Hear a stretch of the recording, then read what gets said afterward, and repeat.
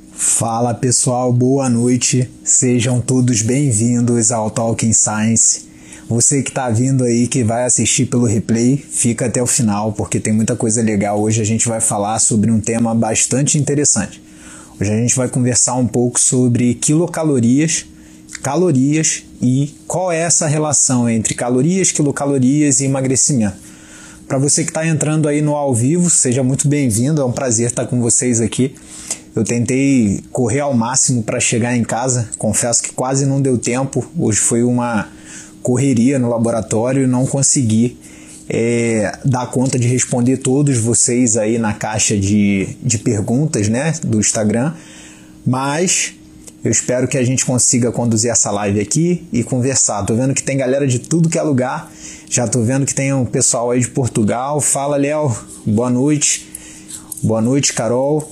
Boa noite a todos vocês que estão aí. Bom, da onde vocês são, né? É sempre legal saber isso. É muito bacana ver galera de diferentes regiões do Brasil, né? Do mundo também, né? Já vi gente da Alemanha, dos Estados Unidos. Comenta aí, da onde vocês são, da onde você está falando ou você está me ouvindo, na verdade. Eu sou do Rio. Fala, Otávio, Belém do Pará. Boa noite, cara.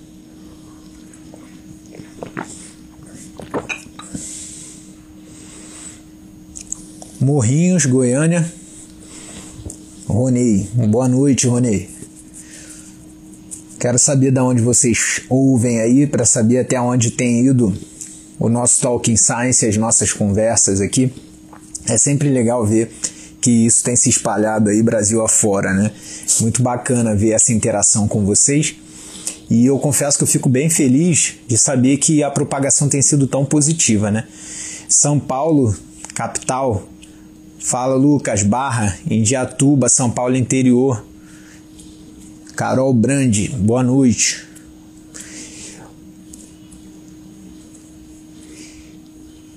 Ih, Léo, tu se mudou, cara? Tô vendo aí agora aqui o Léo da Proforma. Legal, cara, lembro de ti, se mudou para Portugal, maneiro. Recreio, do Rio de Janeiro, Marília, São Paulo, Vitória da Conquista, São Gonçalo, Rio de Janeiro, Viçosa, Minas Gerais, Pirapetinga de Minas. Nossa, tem gente de tudo que é canto aqui, muito maneiro. Érica, minha ex-aluna, é verdade. Legal ver vocês aqui. Bom, galera, muito bacana, né? Saber que vocês estão tudo aí acompanhando. Fico feliz demais de ver vocês aqui. Eu quero fazer um grande pedido a vocês. O Talking Science, como eu sempre falo, é um compartilhamento nosso. Hoje a gente vai falar sobre emagrecimento mais uma vez. E a gente vai falar, dentro do contexto do emagrecimento, sobre algumas questões relacionadas à contagem de calorias, né? Muitas pessoas se prendem muito a esse contexto, afinal é ou não é necessário? Afinal, contar calorias é ou não é importante? Dito ou não dito emagrecimento? Então a gente vai falar um pouco sobre isso hoje. E já para começar o assunto, eu quero que vocês participem ativamente. Então eu vou pedir para que vocês toquem nesse avião que está aqui embaixo.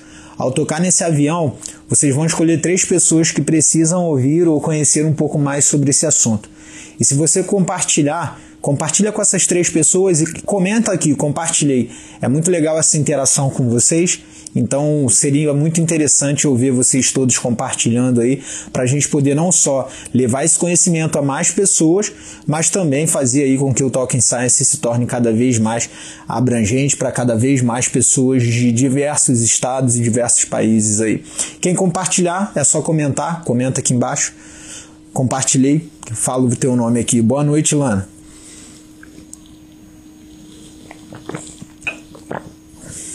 Bom, como eu estava falando, né, enquanto vocês compartilham aí, hoje foi um dia muito corrido. Infelizmente eu não consegui responder todas as caixas de perguntas, as perguntas, né, que foram colocadas na caixa de pergunta.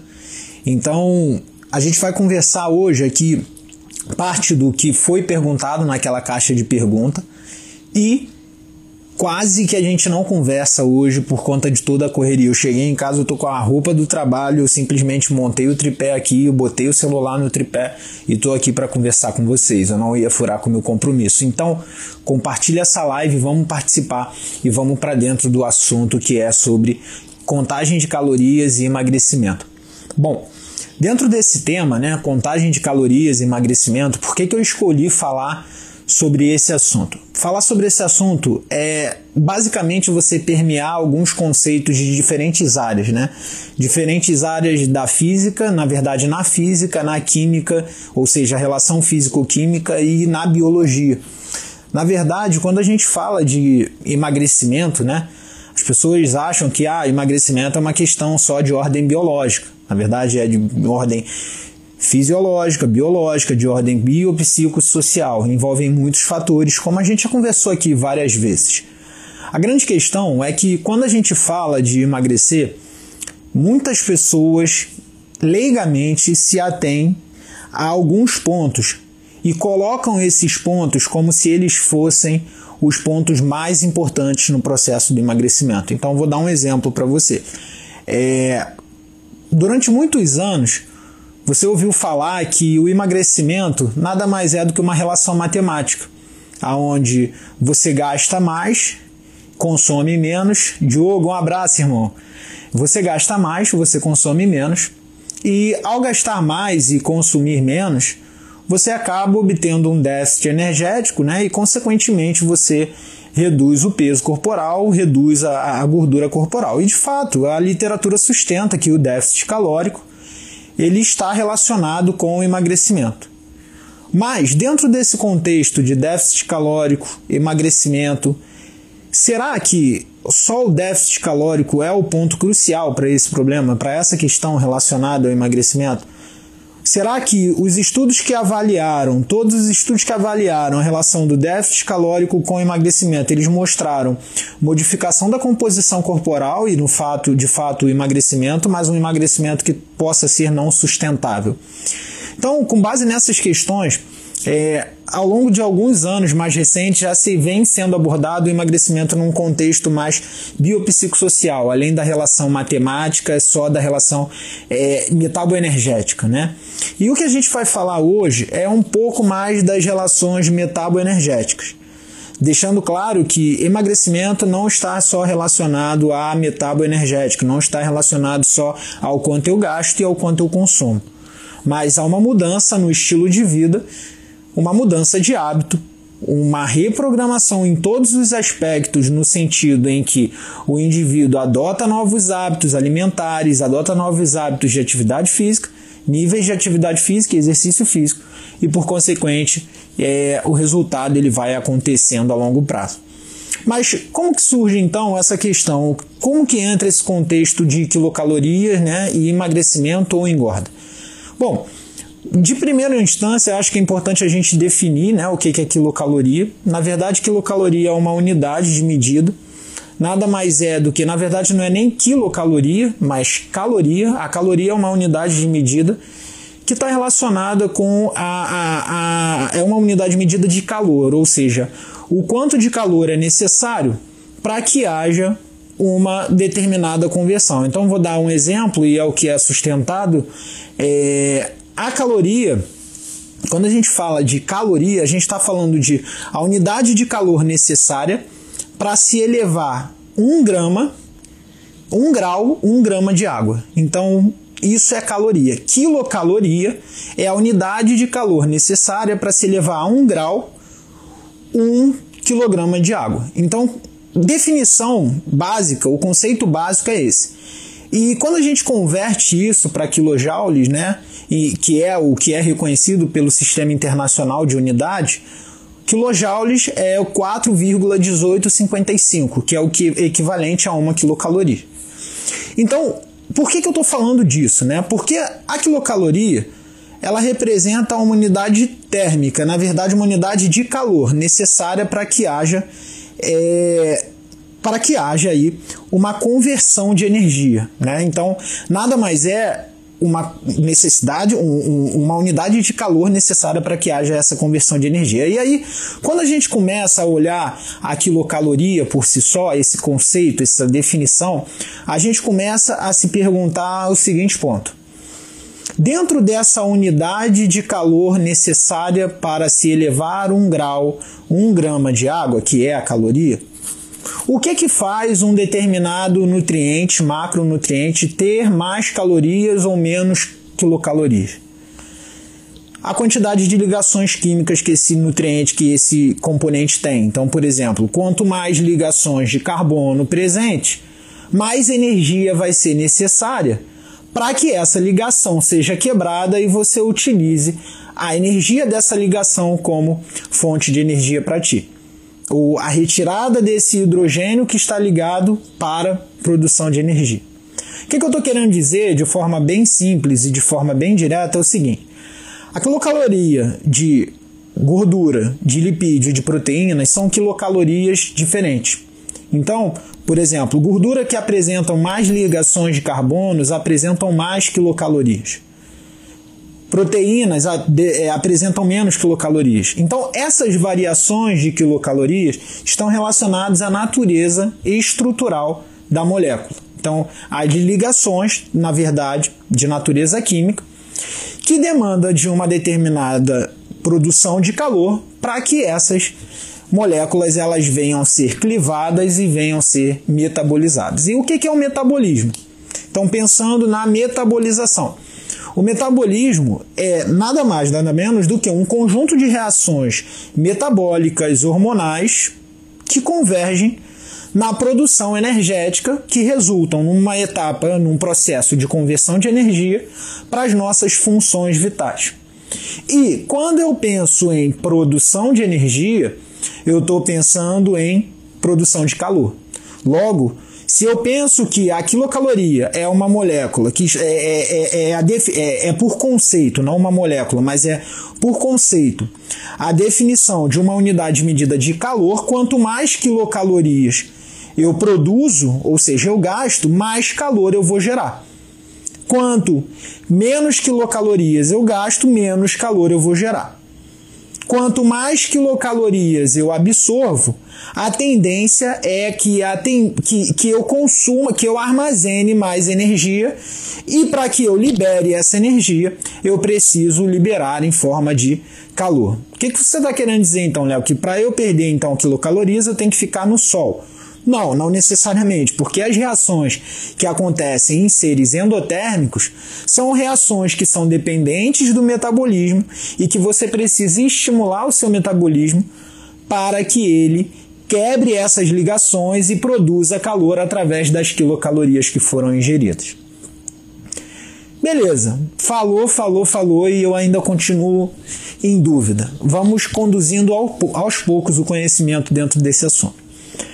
Pensar em quilocaloria é importante para que você planeje uma série de intervenções ao longo do dia a dia. Geralmente, quem faz isso de forma bem prática é o nutricionista. E, de fato, o nutricionista ele prescreve uma dieta pensando nas quilocalorias. Assim como um treinador ele também pode utilizar das quilocalorias para poder mensurar o trabalho realizado naquele treinamento, uma vez que uma das unidades de trabalho é o Joule, e o Joule, pelo Sistema Internacional de Unidade, representa as quilocalorias. Então, a gente começa a se perguntar assim, bom, então a quilocaloria ela tem validade quando eu penso em dieta isocalórica, hipocalórica ou hipercalórica, porque pensando em iso, hipo, hiper, eu estou pensando em calorias. Sim, tem aplicabilidade. A caloria ela tem aplicabilidade quando eu penso na intensidade e no volume do treino, porque se eu aumento a intensidade, eu aumento o gasto energético. Logo, gasto mais quilocaloria. Se eu aumento o volume, eu aumento o gasto energético. Logo, gasto mais quilocaloria. Ok, também. Mas dentro do contexto de regulação do organismo, existem uma série de fatores que são fundamentais para regular esse gasto energético. Hormônios, o próprio nível de atividade física do indivíduo, a idade.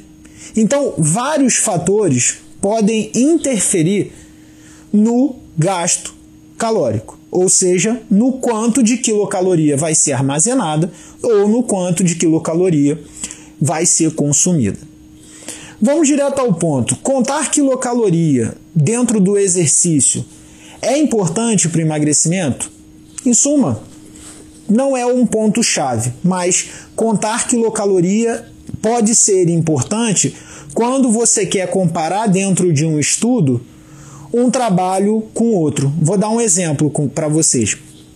Recentemente, há alguns anos, foi se mostrando na literatura de que o HIIT era um treinamento mais eficiente do que o treinamento aeróbio moderado. Vários estudos trouxeram essas evidências, E aí, uma meta-análise publicada na revista Sport Medicine, ela fez o seguinte, vamos pegar os estudos que fizeram HIIT, fizeram contínuo, mas que tiveram o mesmo gasto calórico dentro do exercício e a mesma ingesta energética dentro da dieta.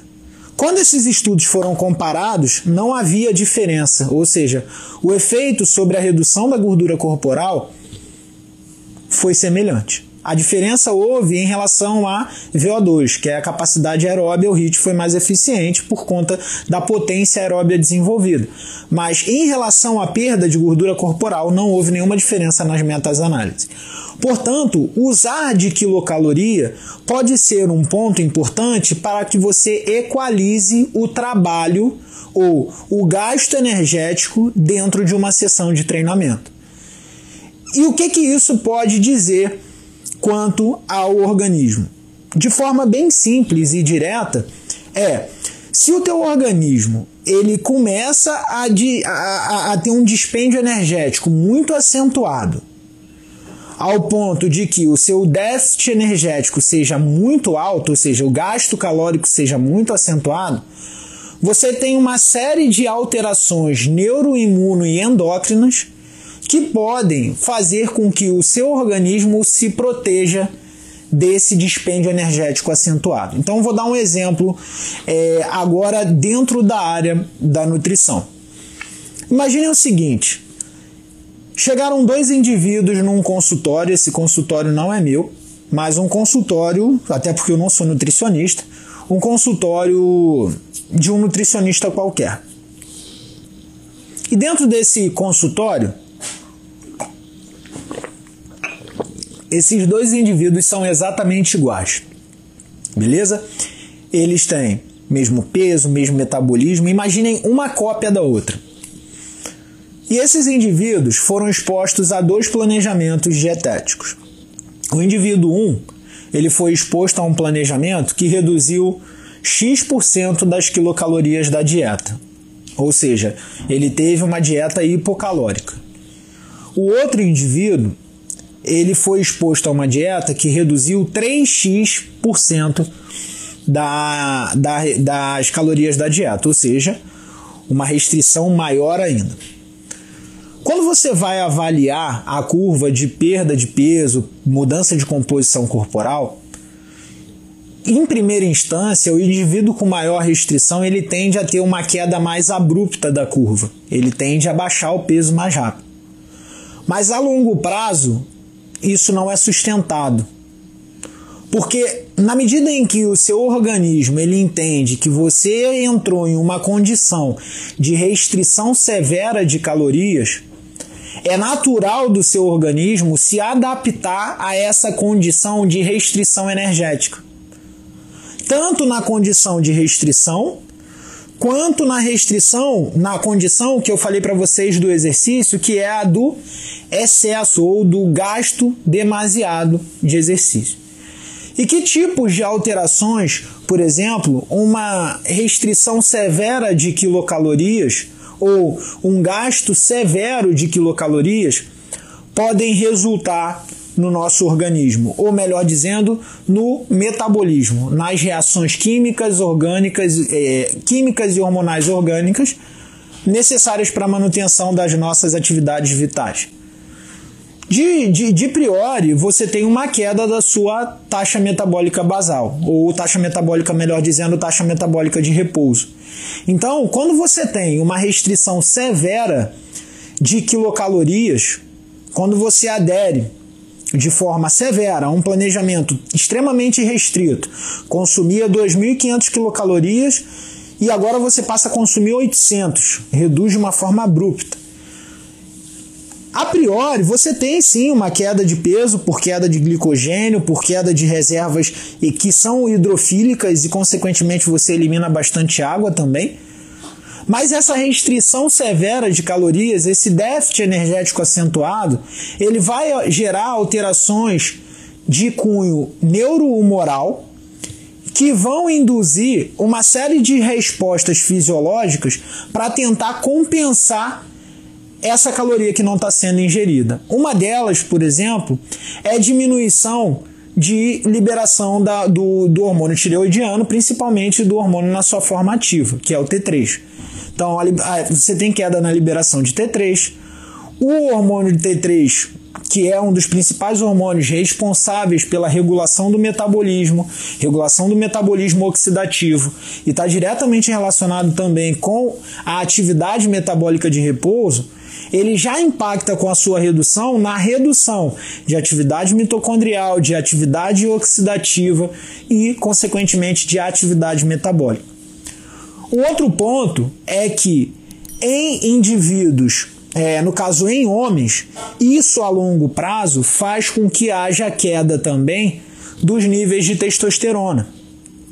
Além disso, faz com que haja aumento dos níveis de cortisol.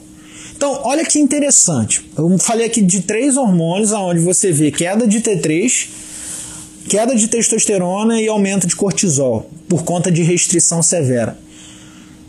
Essas mudanças hormonais, elas trazem como características alterações do tipo: quando a testosterona cai, você tem uma menor resposta, principalmente à produção de força e desempenho. Quando, além de outros fatores, quando o T3 cai, metabolismo tende a reduzir a sua atividade, funções oxidativas, lipolíticas e dentre outras, também reduzem. Quando o cortisol aumenta, você aumenta a sua depredação, você aumenta o seu carreamento de glicose para o tecido adiposo, e você aumenta a adiposidade corporal. Então reparem que o organismo está tentando de alguma forma compensar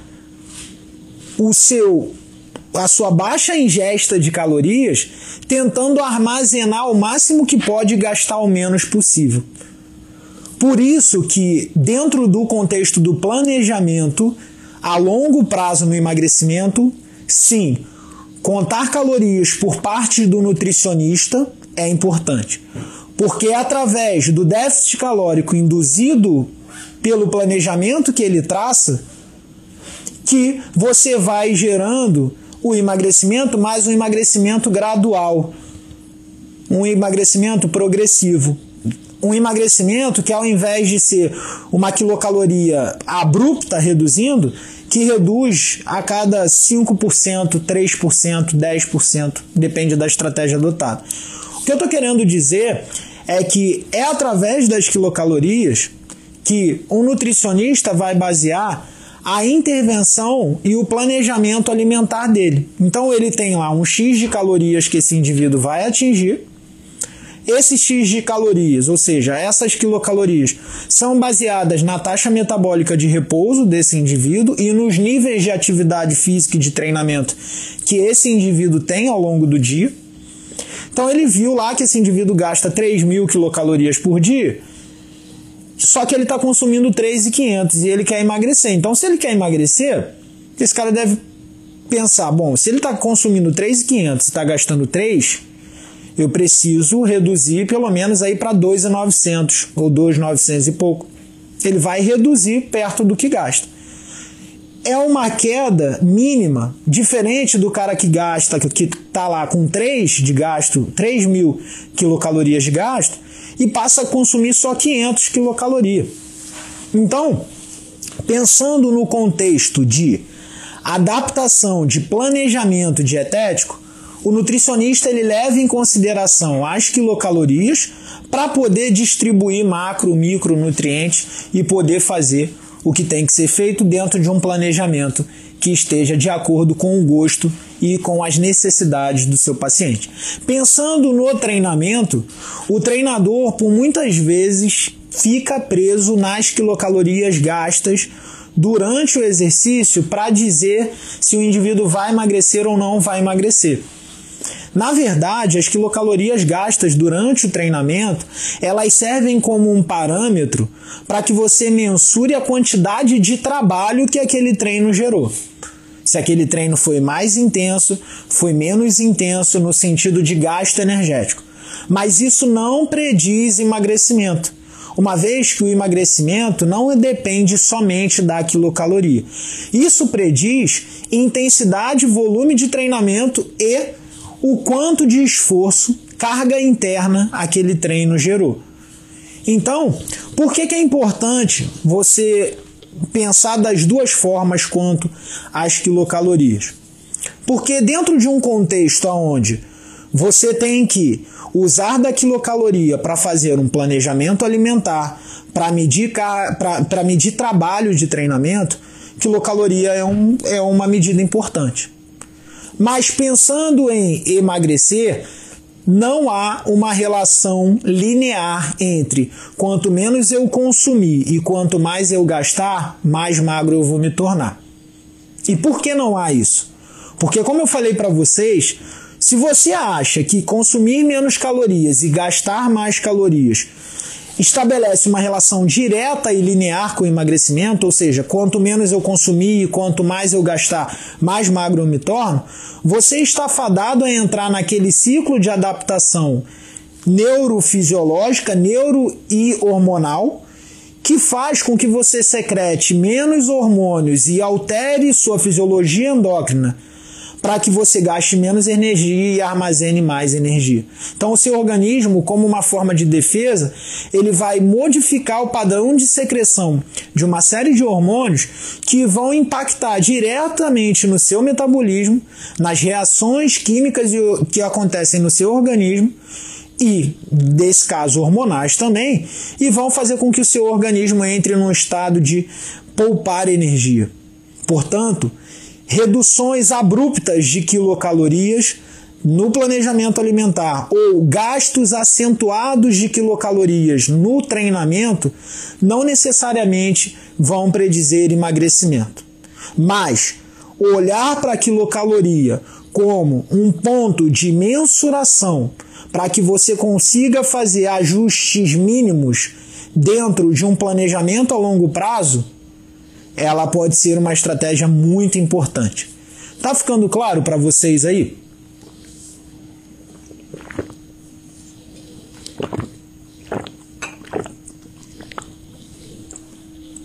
Só pegar um pouco d'água aqui.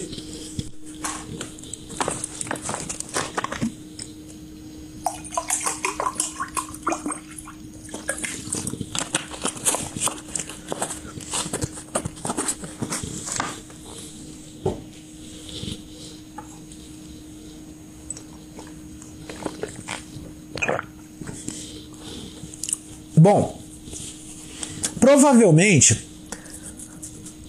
vocês esperavam que eu chegasse aqui e marretasse a quilocaloria, falasse assim, ó, quilocaloria não serve para nada. Não, quilocaloria serve para muita coisa. Provavelmente você também esperava que eu chegasse aqui e falasse assim, não, tem que contar a quilocaloria. Tem que ser com restrições. Também não. Você tem que usar da quilocaloria, usar o cálculo de gasto energético, principalmente dentro da área da nutrição, para que você adeque à condição de forma paulatina, de forma gradual. No treinamento, isso é utilizado muito para que você consiga equiparar o trabalho entre duas metodologias quando são comparadas. Vamos a um outro ponto, que é uma condição que muita gente também pergunta. Uma das perguntas que eu mais recebo é sobre a quantidade de quilocaloria gasta durante o exercício. Diz mais sobre aquele exercício do que o volume ou a intensidade daquele treinamento? Não. O treinamento, a gente tem que pensar que, como eu falo, já falei várias vezes aqui para vocês, o treinamento ele é como se fosse uma informação. Então ele vai induzir uma resposta que são respostas de caráter metabólico, caráter transcricional. O que é isso, né? Eu vou explicar para vocês. caráteres genéticos, epigenéticos e dentre outros vários caráteres. Dentro desses vários caráteres envolvidos, o treinamento ele induz através da modificação das reações metabólicas, porque agora vocês já sabem que é o conjunto de reações para que seja produzida energia para que a gente se mantenha vivo e dentro do exercício tenha ainda mais energia para produção de ATP, consequentemente contração muscular e dentre outras funções que agora a gente não vai entrar em detalhe. Mas o que eu quero que vocês pensem é que dentro desse contexto de treinamento, de quilocaloria e de gastos, né? O treinamento ele induz uma informação, uma modificação no seu metabolismo, uma vez que você precisa produzir mais ATP. E ao produzir mais ATP, você acaba consumindo mais quilocaloria, porque você precisa quebrar ligações para levar esse hidrogênio lá para a cadeia transportadora de elétrons, por exemplo, na mitocôndria, gerar lá o gradiente, fazer a produção de ATP pela ATPase, esse ATP ser utilizado na contração. Beleza. Entendido isso, a gente sabe também que existem alguns produtos do metabolismo, como, por exemplo, lactato, íons de hidrogênio que são formados, e dentre outras coisas que acontecem nessas reações também, que não vale agora, não dá para ficar abrindo aqui. Só que essas moléculas residuais, né, que são produzidas nas etapas de produção de energia para que o músculo contraia, assim como alterações de caráter oxidativo, né, dentro da célula, atuam de forma a induzir na própria célula respostas adaptativas que vão fazer com que essa célula ela melhore sua captação de insulina, sua captação de glicose, ela melhore o seu funcionamento mitocondrial e ela vá melhorando ali o seu desempenho. Aonde eu estou querendo chegar é o seguinte: o exercício físico ele atua, portanto, num caráter informativo, onde ele vai informar para aquela célula o seguinte: eu preciso que você aumente a produção de determinada proteína, que você expresse mais RNA mensageiro para que essa proteína aqui seja feita, eu preciso que você aumente a atividade de determinadas enzimas, então mais enzimas vão melhorar a sua eficiência, assim como sua quantidade. Eu preciso que você melhore a sua eficiência de captação de glicose. Então, o exercício físico ele vai induzir respostas adaptativas que vão gerar uma série de benefícios a longo prazo. E quando a gente pensa em exercício, benefícios desse treinamento, o efeito desse treinamento, é importante a gente entender que, por vezes, não necessariamente a quilocaloria gasta naquele treinamento vai dizer o grau de adaptação que aquele treinamento vai induzir. O quanto de adaptação aquele treino vai induzir. E quando a gente está preocupado em emagrecimento saudável, em saúde, em desempenho físico, a gente se preocupa muito em saber que tipo de adaptação aquele treino vai gerar e não quantas quilocalorias aquele treino vai gerar. Então, entre, por exemplo, eu gastar, e agora é uma comparação aqui bem grotesca, tá? 500 quilocalorias andando e eu gastar 300 quilocalorias correndo, eu vou ter adaptações, por mais que sejam dois trabalhos aeróbios, mas com intensidades diferentes, adaptações diferentes de magnitudes diferentes. Entre gastar 500 quilocalorias andando e 400 quilocalorias treinando força, eu vou ter adaptações diferentes e de magnitudes diferentes. Portanto, quando a gente pensa no efeito do treinamento a nível de desempenho, a nível de adaptação, a gente não pode ficar preso a eu preciso gastar mais quilocaloria.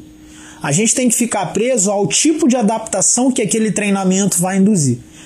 Se é uma adaptação de caráter que vai melhorar a velocidade oxidativa, a eficiência oxidativa, se vai aumentar massa muscular, se vai, por exemplo, aumentar a resistência muscular, se vai aumentar a força muscular.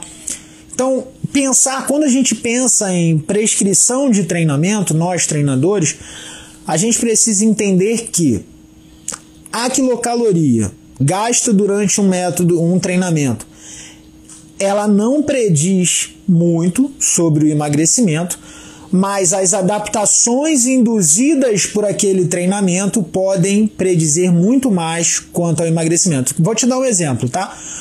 Você resolve fazer hoje um treinamento de alta intensidade na esteira, sei lá, de 10 minutos, e você gasta lá naqueles 10 minutos 180 quilocalorias.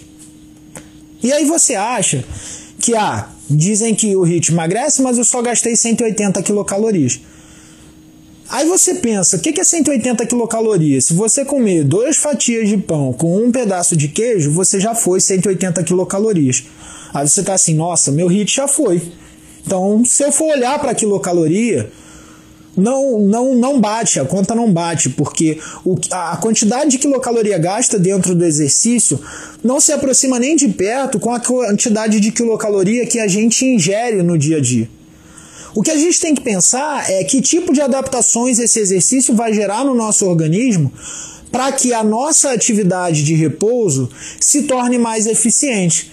Então, se eu faço um treinamento aeróbio, se eu aumento minha capacidade aeróbia, eu melhoro minha sensibilidade à insulina, eu melhoro minha captação de glicose, eu aumento a atividade mitocondrial, eu melhoro a minha fosforilação oxidativa, a minha oxidação de gordura, a minha ativação do tecido adiposo, a minha capacidade de resistência muscular. Eu tenho que pensar na adaptação que o exercício vai gerar. E não necessariamente no quanto de quilocaloria está sendo gastado e quanto de quilocalorias eu tenho que ingerir. É claro que isso deve ser levado em consideração quando o seu nutricionista planeja o seu treinamento, o seu planejamento dietético. Desculpe. Então, guardem esse tipo de informação. A relação quilocaloria gasta dentro do exercício não prediz de uma maneira clara o quanto esse indivíduo vai emagrecer, mas a capacidade que aquele exercício ou que aquela demanda planejada está tendo sobre o indivíduo vai induzir adaptações que podem modificar atividades metabólicas, podem modificar a responsividade do organismo e, consequentemente, mudar a atividade metabólica de repouso e fazer com que esse indivíduo melhore a sua eficiência na metabolização. E se a gente agora entende que a metabolização, o metabolismo é um conjunto de reações energéticas que estão de cunhos hormonais, químicas, que estão diretamente relacionados com a função vital do nosso organismo através da nossa produção de energia, e se eu entendo que energia é liberada na forma de calor e que quilocaloria nada mais é do que a quantidade de calor liberado, logo eu entendo que quando eu aumento a minha eficiência metabólica, quando o meu metabolismo de repouso melhora, minhas respostas neuroimunoendócrinas são melhores, consequentemente eu tenho uma maior eficiência na queima dessas quilocalorias. Fica claro isso para vocês, galera? Esse é um tema que tem uma certa profundidade, é uma discussão de longo prazo. Eu tentei ser o mais simples aqui, o mais simplório com vocês, porque envolve muitos fatores. Então, quilocaloria, respondendo, afinal, contar quilocalorias é importante ou não para o emagrecimento? Depende. Depende de quê? Depende se você está olhando para o longo ou para o curto prazo. Se você está olhando para o longo prazo, você precisa, não você, mas o seu nutricionista, ele precisa olhar para o seu gasto energético de repouso, ou seja, a tua taxa metabólica basal de repouso, na verdade, e ao olhar para essa taxa metabólica de repouso, ele fazia ajustes com a quantidade energética que está sendo ingerida. Em relação ao treinamento, olhar para a quilocaloria prediz o emagrecimento? Não. Olhar para a quilocaloria gasta dentro da sessão do exercício vai predizer o trabalho desempenhado naquela sessão de treinamento, seja por um alto volume ou seja por uma alta intensidade. Esse trabalho ele pode ser utilizado para que você compare dois tipos de protocolos de treinamento, como por exemplo o HIIT e o contínuo, com trabalhos isocalóricos. Então, quando eu quero comparar uma coisa com a outra, eu olho para a caloria e observo se esse trabalho está sendo isocalórico para poder ter um critério de comparação de métodos. A quilocaloria gasta dentro do treinamento, ela pode predizer carga interna quanto à intensidade e volume de exercício, mas ela não está diretamente relacionada com o emagrecimento. Como eu falei para vocês, pensando no treinamento, a gente precisa entender quais respostas adaptativas o treinamento gera, para que através dessas respostas adaptativas eu consiga modificar reações, ou seja, o meu metabolismo de repouso, consiga melhorar as minhas respostas hormonais e, consequentemente, dentro de todo aquele contexto de um emagrecimento que envolve múltiplas variáveis, eu ter mais alguns critérios positivos somando na balança da perda de peso. Beleza? Bom,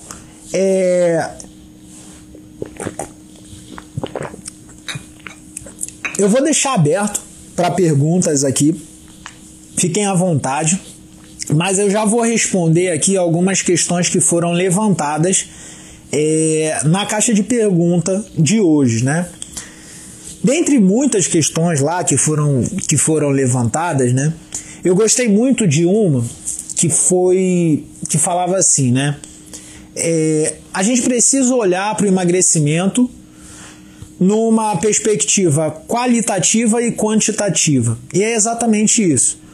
O emagrecimento, assim como qualquer variável que você queira estudar, ela vai ter caráter que descreve a qualidade e que descreve a quantidade. Então, dentro desse contexto do emagrecimento, olhar para a quilocaloria é tarefa do teu nutricionista, do teu treinador.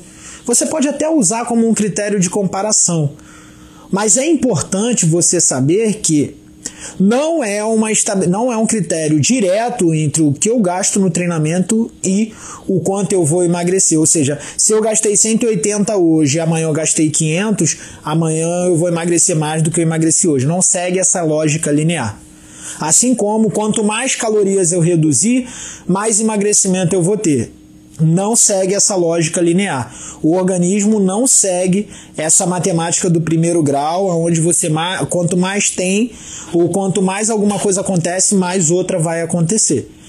A gente precisa entender que existem múltiplos fatores regulando aí esse processo de emagrecimento e vocês já viram alguns aqui. Então, olhar para o caráter quantitativo é importante para que você consiga quantificar as intervenções e o avanço sobre elas. Então, o peso, gordura corporal, quilocaloria feita lá o planejamento pelo seu nutricionista, a carga de treino. E o caráter qualitativo é, por exemplo, a estrutura física corporal, como você se vê sua forma no espelho. O caráter qualitativo é o gosto do indivíduo. Isso é muito importante. Um outro fator, uma outra consideração que eu achei muito importante as pessoas se prendem muito em quilocalorias e esquecem de olhar para o efeito do treinamento. E é exatamente isso. Eu já comentei isso com vocês aqui. Eu posso ter numa sessão de treinamento onde eu gaste 500 quilocalorias andando e 300, 400 quilocalorias treinando força, por exemplo, tá? Só estou comparando aqui para vocês entenderem. Mas o caráter, os níveis, as respostas adaptativas induzidas por um treinamento que tem menos dispêndio energético, por vezes pode ser maior do que um treinamento que tem um dispêndio energético mais alto. Então, isso também é levado em consideração. Foram muitas questões levantadas. Confesso que hoje eu não consegui anotar todas, não tive tempo, não consegui parar para fazer isso. Eu queria deixar aberto para vocês, fiquem à vontade aí, perguntem, mas antes disso, já vão formulando a pergunta aí, façam o print, postem com a hashtag do Talking Science e me marquem. Como eu falo para vocês sempre, o Talking Science é uma estratégia nossa, é uma iniciativa nossa aqui para que a gente converse um pouco mais sobre temas numa linguagem mais acessível. E se você postar, me marcar e colocar a hashtag Talking Science falando o que você está achando aí da nossa live de hoje, eu vou repostar você no meu story aí para que meus seguidores possam ver vocês também, porque mais uma vez o meu intuito aqui não é só mim, mas também mostrar um pouco do trabalho de vocês aqui através do meu story, tá bom? Do meu Instagram. Bom, fica aberto para pergunta, quem quiser perguntar, a hora é agora, fiquem à vontade aí. Bom, estou vendo a primeira pergunta aqui. Efeito platô. Como sair dele? Bom, Lu, esse efeito platô que você se refere, né, provavelmente é aquele efeito onde você vê aquele indivíduo que está perdendo peso, né, mudando sua composição corporal, e aí chega num ponto que por mais que ele mantenha aquela alimentação ou aquele tipo de treinamento, ele já não consegue mais declinar. É importante deixar claro que todo organismo ele vai apresentar um set point metabólico. Esse set point metabólico é o seguinte: é o ponto ali onde esse indivíduo ele não consegue baixar mais, assim como o ponto que ele fica oscilando na sua normalidade. Então, esse set point metabólico, se você se refere a ele, você não tem como achar que você vai continuar perdendo peso sempre, tá? Esse efeito platô ele é ditado por uma série de condições, níveis de massa magra, níveis de massa gorda e dentre outros fatores. E muitas pessoas ficam nessa de que se você estagnou, você tem que fazer isso. É claro que quando a gente está falando da estagnação no processo de emagrecimento, você tem que rever o seu planejamento alimentar e rever a sua rotina de treinamento, descanso, todos os fatores envolvidos. Então, isso pode estar associado a um período de restrição muito longo, e aí você vai ter que fazer um aumento da energia da sua dieta para depois fazer uma nova privação. Ou isso pode estar ligado a sua taxa metabólica de repouso se equiparou com sua ingesta energética, e aí você precisa readequar isso com o seu nutricionista. Isso pode estar relacionado também à estabilização ou à redução do volume de treinamento, e aí você tem que aumentar o volume. Ou, às vezes, isso também pode estar relacionado com alto volume de treinamento e você precisa diminuir a quantidade de treinamento. Olha que engraçado, né? Porque excesso de treinamento também vai induzir alterações hormonais do tipo hipercortisolismo, que vai atenuar a perda de peso. Então, isso reduz a perda de peso. Muitos fatores estão envolvidos. Isso tem que ser olhado com muito cuidado, né? Mas diga-se de passagem que quando o indivíduo vem de um processo de emagrecimento a longo prazo e ele chega num ponto em que ele estabiliza, ainda que ele mantenha o planejamento alimentar, se faz necessário ele ter uma mudança nesse planejamento alimentar onde ele ingira mais quilocalorias, ele consiga treinar um pouco menos e depois ele retorne para a rotina, tá bom? Bom, tô vendo muitas perguntas aqui. O Bruno botou assim: são as adaptações fisiológicas que farão diferença a longo prazo? Perfeito, Bruno. As adaptações fisiológicas fazem diferença a longo prazo, a médio e longo prazo, né? E dentro desse contexto, né, de emagrecimento e quilocalorias, quanto mais adaptações esse treinamento é capaz de induzir, é natural que o seu consumo, a sua eficiência metabólica seja maior, e aí você consuma mais quilocalorias e consiga também gerar energia de forma mais rápida numa demanda física, por exemplo, tá bom? Bom, Leandro, essa pergunta não se adequa muito à live, confesso que eu não consigo te responder só com base no que você falou aí. Se torna uma estratégia para alunos com baixa frequência. O combinado que você diz é o aeróbio ou anaeróbio, deve ser. Então, sim, eu vou tentar responder. Para alunos com baixa frequência, sim. Agora eu entendi a sua pergunta. Sim, para alunos com baixa frequência, um método combinado é fundamental. É claro que é importante você buscar desenvolver as valências físicas, mas você tem que estar atento ao que ele tem por objetivo desenvolver. Tá ok? Então não vai ser sempre que você vai combinar o treinamento aeróbio e o anaeróbio. Vai depender também do objetivo do aluno. e da necessidade dele. O indivíduo em longo período de restrição alimentar, com perda de 30 quilos, atingindo um percentual de gordura de 10%, entrando agora em uma dieta hipocalórica.